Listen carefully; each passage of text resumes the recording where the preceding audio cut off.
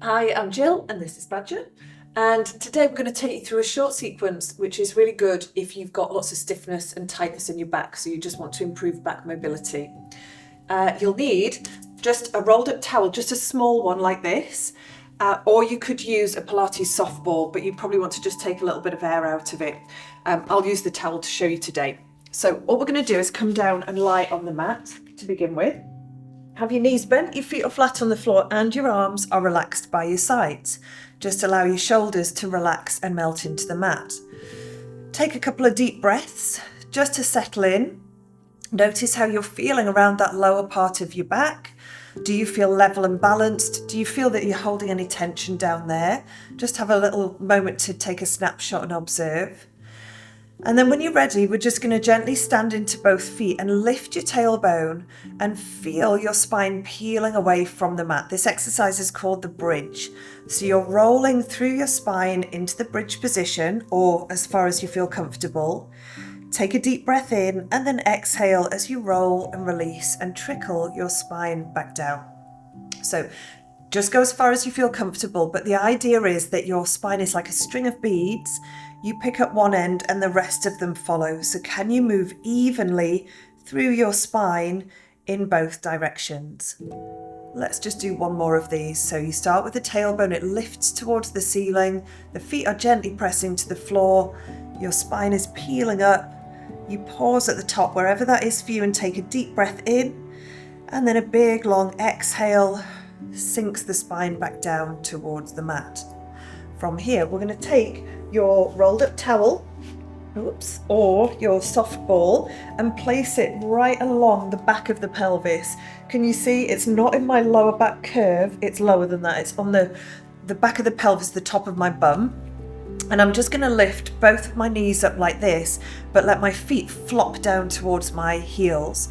And in this position, it's actually really restful. And if I put my hands here on my belly, I can feel it's really soft and squidgy. There's no sort of tensioning or toning in my system at all. And what I'm going to do, I'll just keep my hands here to feel, is I'm going to bring my knees towards my chest. And the feeling here is still soft and squidgy, but I'm getting a gentle stretch in my lower back. And return to the start position. You can see it's really small. It's just gently elongating and stretching this lower part of my back. So that might feel enough to start with, but if that feels okay, you bring your legs in and feel the stretch. And then as you lower the legs back to where they were, keep going and send the feet towards the floor. Now I can feel there's some toning, some tensioning coming into my abdominals. And if I bring my knees towards me, that relaxes again. So the stretch and the lengthening in the lower back here. And then my back is having to be more stable to lower the feet down towards the floor. Now, if you felt that there was some discomfort in your back, as you lower the feet to the floor, don't go too far. So you want to lower where you can keep this natural curve in your spine and feel a little bit of connection in the abdominals, but you're not going so far that you feel unsupported there. So really get your hands in and have a feel to see what's going on. And if you're not sure, just make the movement smaller to start with until you build up more strength. If it feels quite easy, when you bring your legs in, you could extend the legs and maybe have a little bounce here. But the going down bit is the same. It's slow, controlled, feeling that gentle stability. Bring the legs in, bounce. You can see my shoulders are staying relaxed, so I'm not lifting like this. I'm keeping the back of the ribs in contact with the floor and just really mobilizing around this lower part of the body.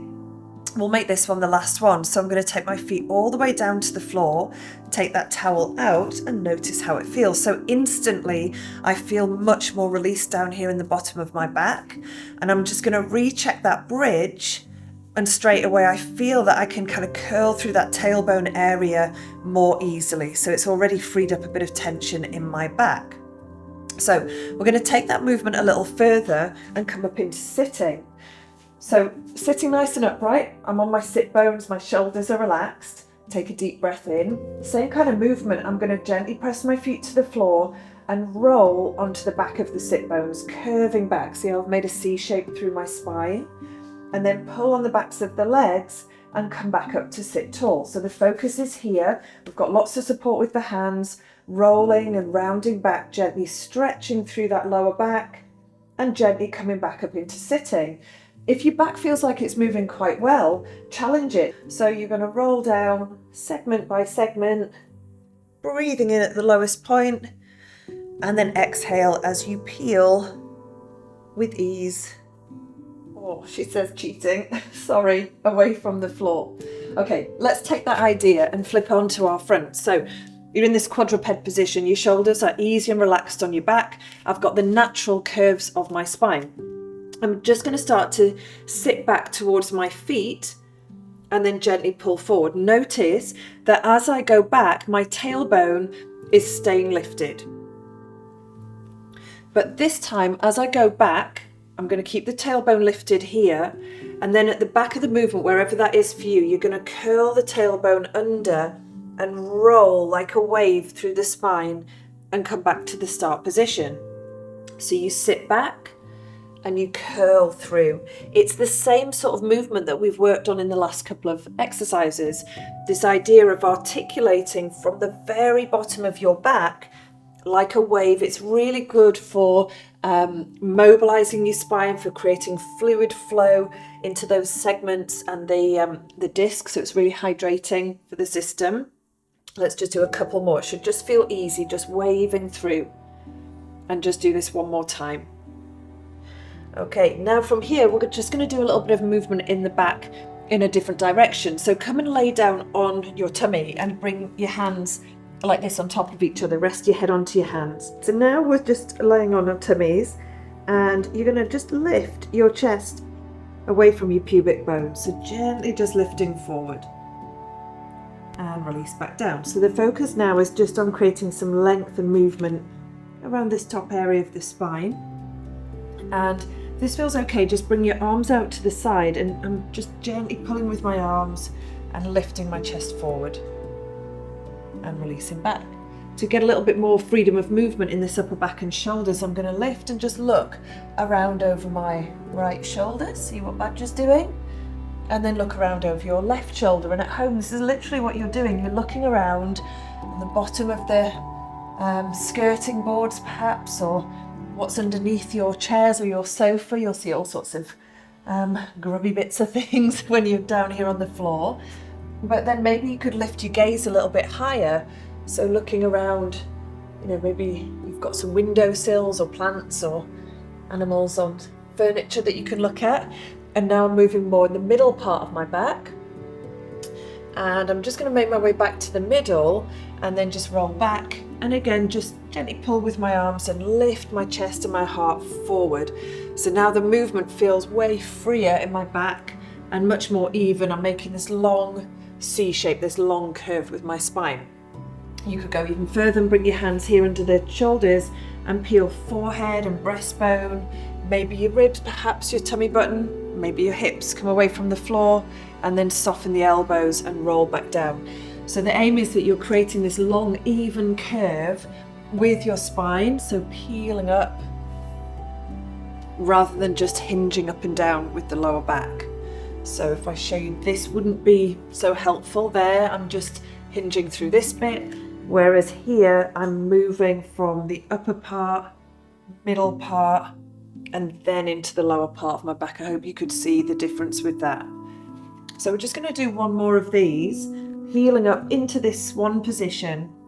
And at the top of the movement, wherever that is for you, gently sit back in a child's pose. So this stretches the lower back. You can let your elbows bend and just rest your head in between your arms.